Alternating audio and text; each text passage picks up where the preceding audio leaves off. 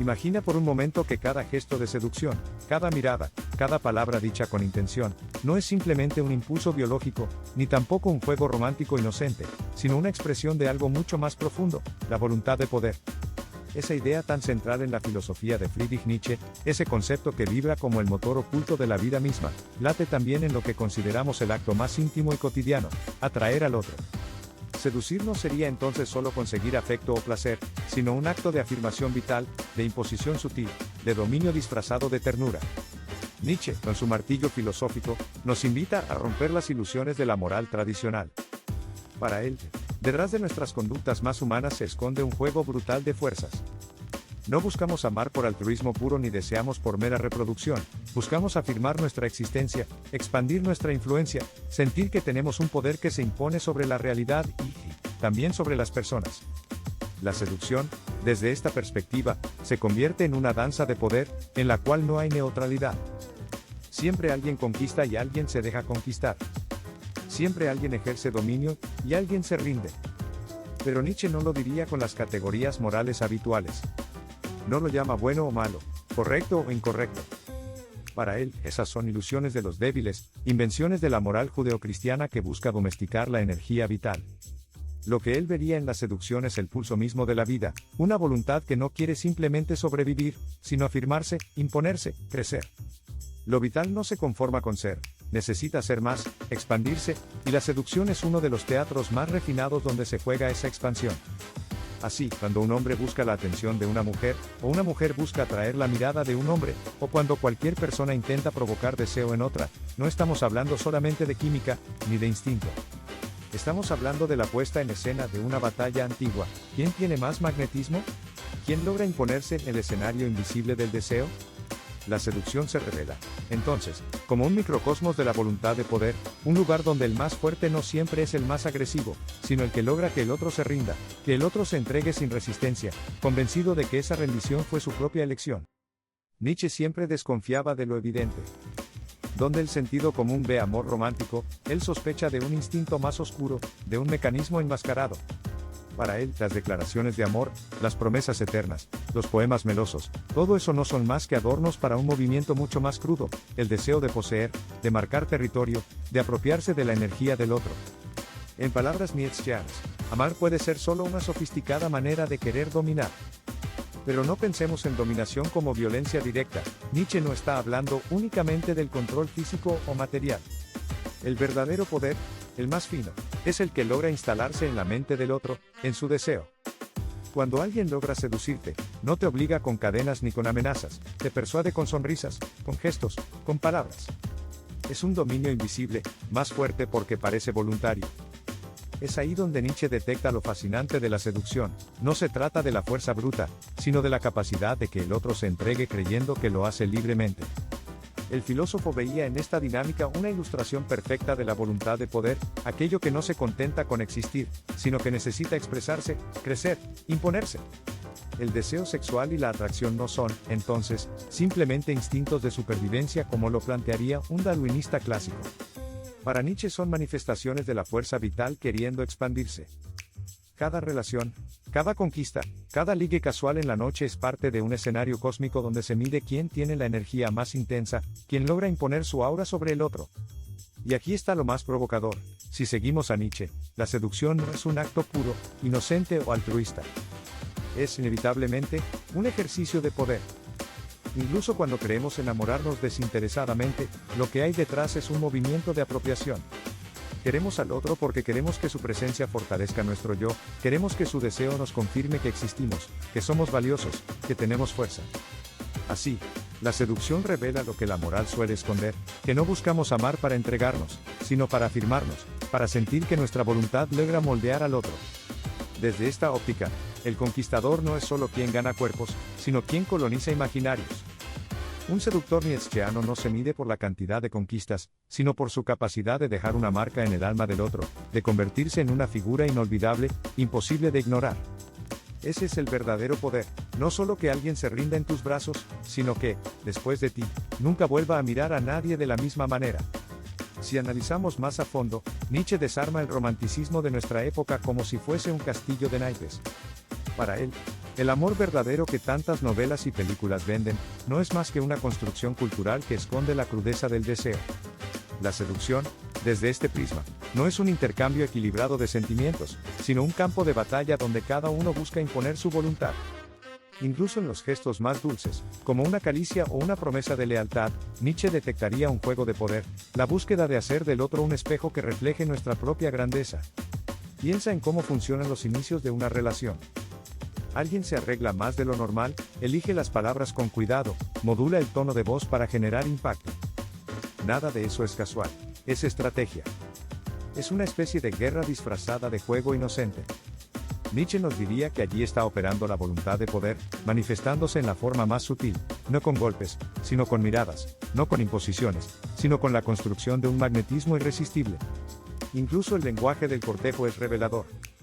Decimos conquistar a alguien o ganarse su corazón. Ese vocabulario está cargado de imágenes bélicas. Y no es un accidente. En el fondo sabemos que seducir implica disputar un territorio invisible, el de la mente y el deseo del otro. En esa lucha, la victoria no se mide en heridas, sino en miradas que se rinden, en pensamientos que giran obsesivamente en torno a ti, en noches en las que el otro no puede dormir porque estás instalado en su imaginación. Nietzsche se rebelaba contra la moral que suaviza estas verdades. Para él, aceptar que la vida es lucha, que todo vínculo humano implica poder, es una forma de honestidad brutal. Y cuando llevamos esto al terreno de la seducción, la conclusión es incómoda.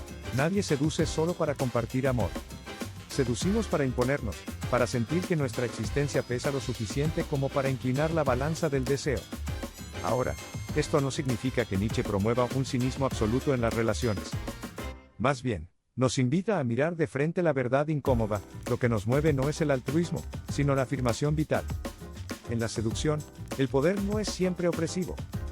A veces se ejerce de manera lúdica, como un baile. Pero sigue siendo poder. Sigue siendo la voluntad queriendo expandirse, conquistar, dejar huella. Y en esa expansión, quien mejor entiende el juego no es el que aparenta inocencia, sino el que sabe que la seducción es un arte de dominio disfrazado de ternura. Nietzsche veía en la seducción un espejo de su idea más radical: la vida no busca la paz, sino la intensidad. El ser humano no está diseñado para conformarse con el equilibrio tibio, lo que anhela, en el fondo, es la exaltación de su fuerza. Por eso, cuando seducimos, no buscamos simplemente compañía. Buscamos experimentar ese vértigo de poder, sentir que alguien se inclina hacia nosotros, que su mirada se ilumina por nuestra presencia, que su deseo se organiza en torno al nuestro. Si lo piensas, el cortejo no es tan distinto a una puesta en escena. Cada movimiento, cada palabra, cada pausa, está pensada para producir un efecto. No importa si es en una cita en un café, en un mensaje de WhatsApp, o en un cruce de miradas en una fiesta. El seductor actúa, pero no como un farsante, actúa como un estratega que entiende que la voluntad de poder necesita teatralidad para manifestarse. Nietzsche habría sonreído al ver cómo las personas se transforman cuando quieren atraer, los gestos se afinan, la voz cambia, la atención se enfoca. Es casi un ritual de transfiguración. Lo fascinante es que el poder aquí no se mide solo por lo que se obtiene físicamente. El verdadero triunfo de la seducción es psicológico. Lograr que alguien piense en ti sin que se lo pidas. Que interprete tus silencios, que analice tus mensajes buscando un subtexto. Esa dependencia emocional, esa ocupación de espacio mental, es el verdadero trofeo. Nietzsche estaría convencido de que, en esos momentos, la voluntad de poder alcanza uno de sus puntos más sofisticados: dominar sin cadenas, mandar sin parecer que mandas. Pero cuidado, en esta dinámica también se esconde una trampa. Porque así como seducimos para afirmar nuestra fuerza, también podemos terminar atrapados en la mirada del otro. Nietzsche advertía del peligro de perder la autonomía al quedar fascinado por alguien más. La voluntad de poder, cuando se invierte, puede transformarse en sometimiento. El seductor puede volverse esclavo de su propia conquista, obsesionado con mantener la atención, con retener ese brillo en los ojos de su amante. Y entonces, lo que parecía un acto de dominio, se convierte en una cadena invisible. De ahí surge la paradoja nietzscheana: la seducción es poder, sí, pero un poder inestable. Es un juego de espejos en el que, al tratar de dominar, puedes terminar dominado. En el terreno del deseo, nadie tiene garantizada la victoria definitiva. Siempre existe el riesgo de que la voluntad de poder del otro sea más fuerte, más magnética, y que te absorba sin que lo notes. Si traemos estas ideas al presente, descubrimos que la seducción no ha perdido vigencia, sino que se ha vuelto más sofisticada. Nietzsche hablaba de la voluntad de poder en un mundo sin Instagram, sin Tinder, sin likes. Hoy, esa misma lucha se libra en el terreno digital, donde cada foto editada, cada estado cuidadosamente escrito, cada historia publicada, se convierte en un campo de batalla por la atención. El me gusta es la moneda del poder contemporáneo. Cada notificación es una pequeña confirmación de que hemos logrado influir en alguien más, de que nuestro rostro, nuestras palabras o nuestra imagen han dejado huella en la mente del otro. Y si seguimos la lógica nietzscheana, lo que buscamos no es solo reconocimiento, sino sometimiento sutil, que el otro nos admire, nos desee, se compare, y se sienta menos pleno sin nosotros. El algoritmo, en este sentido, se vuelve un aliado de nuestra voluntad de poder, premia la imagen más atractiva, la pose más magnética, el mensaje más provocador. Pero Nietzsche también nos invitaría a desconfiar. Porque en este nuevo escenario, la seducción corre el riesgo de vaciarse. Si todo se convierte en una puesta en escena, ¿dónde queda la autenticidad? ¿Acaso existe la autenticidad cuando el deseo mismo es voluntad de poder? El filósofo alemán diría que lo auténtico no es lo contrario de la máscara, sino la aceptación de que vivimos a través de máscaras. En ese sentido, la seducción digital no es más falsa que la tradicional, simplemente es una versión aumentada, amplificada por las pantallas y los algoritmos. Y aquí aparece un detalle fascinante: en las redes sociales, ya no seducimos solo a una persona, sino a una multitud. La voluntad de poder encuentra un terreno fértil en la posibilidad de acumular seguidores, fans, admiradores anónimos. Cada like es un pequeño acto de rendición. Cada seguidor, una conquista. Y sin embargo, esa misma lógica puede volverse contra nosotros, porque el poder que buscamos ejercer termina dependiendo de un público volátil, que un día te adora y al siguiente te olvida. Nietzsche estaría encantado y horrorizado a la vez con este escenario. Encantado, porque ve confirmada su visión de que la vida es lucha, incluso en el amor. Horrorizado, porque esa lucha ha sido trivializada en gestos repetitivos y superficiales. El seductor de hoy ya no necesita cruzar miradas intensas en una taberna, basta con un buen filtro y un algoritmo que le dé visibilidad. Las relaciones modernas viven atrapadas en esa tensión nietzscheana entre el poder y el vacío.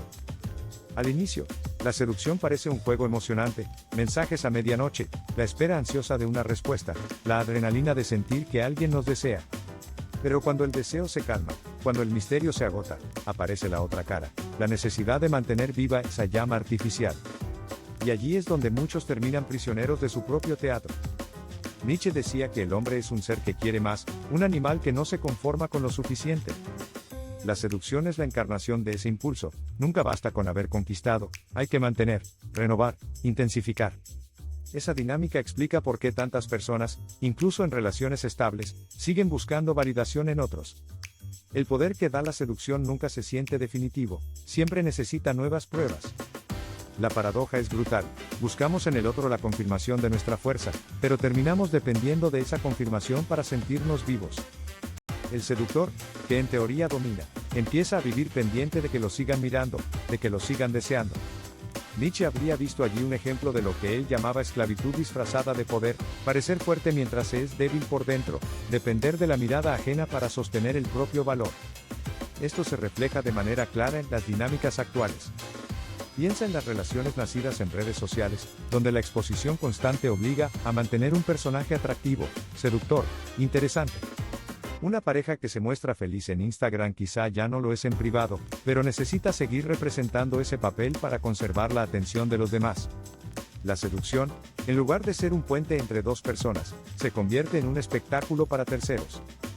Y es aquí donde Nietzsche nos lanza la pregunta incómoda: ¿somos realmente libres al seducir, o simplemente esclavos de una necesidad de poder que nunca se sacia? La voluntad de poder, aplicada al deseo, tiene un sabor amargo. El placer de conquistar va de la mano con la angustia de perder. Seducir es levantar un imperio sobre arenas movedizas. Imagina por un momento el eterno retorno, uno de los conceptos más perturbadores de Nietzsche. Él lo planteaba como un experimento, y si tu vida, exactamente como la vives ahora, tuviera que repetirse una y otra vez por toda la eternidad. Cada decisión, cada error, cada instante, repitiéndose sin final. Ahora piensa en la seducción bajo esa luz. ¿Aceptarías vivir infinitamente esa rueda de conquistas, de mensajes, de citas, de promesas que se encienden y se apagan? Para muchos, Esa idea sería insoportable, porque en el fondo saben que la mayoría de esas experiencias dejan más vacío que plenitud. La seducción da chispas de euforia, pero rara vez un fuego duradero.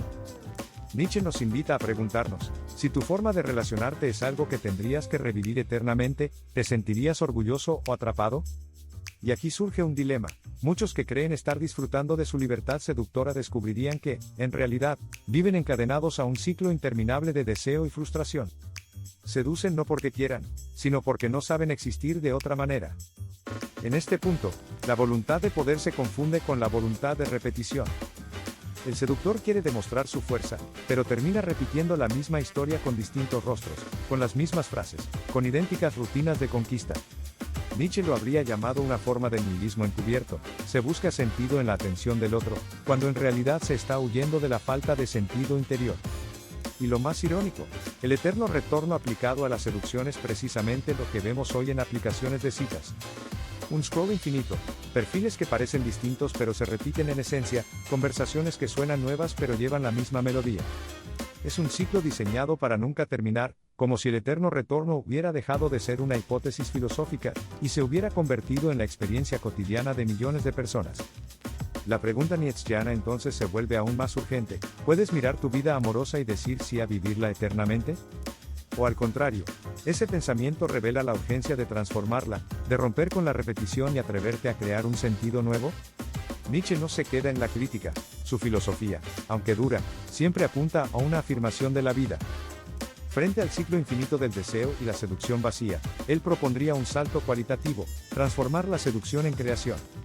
No seducir solo para llenar un vacío o para confirmar el ego, sino para inventar nuevas formas de relación, más auténticas, más vitales. Aquí entra su idea del superhombre, Übermensch.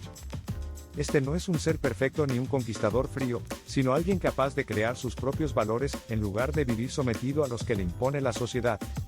En el terreno de la seducción, eso significa liberarse de la lógica de validación y poder para convertir el encuentro con otro en un acto estético, casi artístico. No buscar ser admirado, sino compartir una intensidad que ambos reconozcan como única. Para Nietzsche, el verdadero poder no es dominar a otro, sino dominarse a uno mismo. El seductor tradicional vive pendiente de la mirada ajena, el creador nietzscheano, en cambio, seduce porque irradia una fuerza interior que no necesita aprobación. La diferencia es radical: mientras el primero depende del deseo del otro, el segundo convierte la seducción en una expresión de su propia abundancia vital. Esto no significa renunciar al deseo, sino darle otra dirección. En lugar de hundirse en la repetición, el superhombre abraza el eterno retorno, dice sí a la vida incluso con sus trampas, y desde allí transforma la experiencia. Así, la seducción ya no sería un teatro vacío, sino una danza consciente, un juego creador en el que dos personas no buscan completarse, sino potenciarse. La pregunta final que Nietzsche dejaría resonando es esta: ¿estás seduciendo porque temes ser olvidado, o porque tu vitalidad desborda y contagia? Esa diferencia marca la frontera entre la esclavitud del deseo y la libertad de la creación. Hoy vivimos en una sociedad que ha elevado la seducción a una industria multimillonaria. Desde las aplicaciones de citas hasta los cursos de pick-up, pasando por la pornografía y la publicidad, todo nos empuja a creer que el valor de una persona se mide por su capacidad de atraer, por cuántos matches consigue, por cuántos likes acumula. El mercado ha convertido el deseo en mercancía, y al seductor en consumidor y producto al mismo tiempo. Aquí Nietzsche nos ofrecería una crítica demoledora: diría que hemos caído en una forma refinada de esclavitud espiritual. No somos libres, porque vivimos atrapados en una rueda donde el deseo no es nuestro, sino manipulado por algoritmos y expectativas sociales. Esa voluntad de poder, que en teoría debería impulsarnos a crear, termina reducida a una voluntad de reconocimiento vacío. Y el efecto es visible: nunca hubo tantas opciones para conectar y, sin embargo, nunca hubo tanta gente sintiéndose sola. Es como si el banquete de posibilidades nos dejara con hambre, porque lo que se ofrece no es alimento vital, sino calorías vacías de conexión rápida. Nietzsche habría visto aquí el síntoma de un nihilismo de masas, donde lo que llamamos amor no es más que un espejismo diseñado para mantenernos entretenidos. Pero también hay un camino distinto. Si entendemos la seducción no como un juego de poder, sino como una afirmación estética de la vida, podemos darle otro sentido. El reto nietzscheano es este: no seduzcas para llenar tu vacío, seduce porque tu vida está tan llena de fuerza que inevitablemente atrae. No busques aprobación, busca crear experiencias que, incluso si tuvieran que repetirse por toda la eternidad, aceptarías con un sí. Al final, la voluntad de poder no se mide en conquistas externas, sino en la capacidad de transformar tu deseo en obra de arte, en estilo de vida, en intensidad compartida. Y eso es algo que ningún algoritmo, ningún hack ni ningún manual de seducción puede darte. La seducción, vista desde Nietzsche, es un espejo de nuestra época, un lugar donde se revela el hambre de poder, el miedo a la soledad y la necesidad de reconocimiento. Pero también es un escenario donde podemos reinventarnos. Lo que para muchos es solo un juego de máscaras y conquistas rápidas, puede transformarse en un acto radical de creación y afirmación de la vida. Nietzsche no nos invita a renunciar al deseo, sino a preguntarnos qué hacemos con él. ¿Lo dejamos en manos del mercado, que lo convierte en un ciclo interminable de promesas vacías? ¿O lo asumimos como energía vital para crear vínculos más intensos, más libres, más auténticos? El reto nietzscheano es brutal, vivir de tal manera que incluso si tu vida, con todas sus pasiones, fracasos y deseos insatisfechos, tuviera que repetirse eternamente, tú dirías sí. Esa es la vara con la que mide el valor de nuestra existencia. Y si aplicamos esto a la seducción, significa atrevernos a dejar de buscar validación, para comenzar a irradiar desde lo que somos. Tal vez ahí esté el secreto. La verdadera seducción no está en las técnicas, ni en los trucos, ni en la estrategia de impresionar. Está en la fuerza vital que irradia quien ha dejado de mendigar aprobación, y se atreve a vivir como obra de arte. Esa persona no necesita conquistar, porque su sola presencia ya es una afirmación. Y entonces, la pregunta queda flotando para ti, espectador: ¿seduces porque temes ser olvidado, o porque tu vida desborda tanta intensidad que no puede más que contagiar? Esa diferencia no solo define tu relación con los demás, sino tu relación contigo mismo. Si Nietzsche pudiera vernos, probablemente diría: deja de perderte en la seducción vacía. Y conviértete tú en la fuerza que seduce al mundo. Gracias por haberte quedado hasta el final de este viaje filosófico. Si este tema te removió, si te hizo cuestionarte cómo vives tu deseo y cómo entiendes la seducción, entonces ya cumplió su propósito. Porque la filosofía no es teoría muerta, es un espejo que nos obliga a mirar lo que normalmente preferimos ignorar. Recuerda, lo que atrae no son los trucos, ni los algoritmos, ni los manuales, sino la intensidad con la que eliges vivir. Y esa intensidad está en tus manos.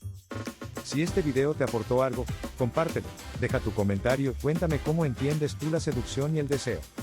Y si quieres seguir explorando los laberintos donde se cruzan filosofía, vida y psicología, suscríbete, aquí seguimos encendiendo luces en medio de la oscuridad.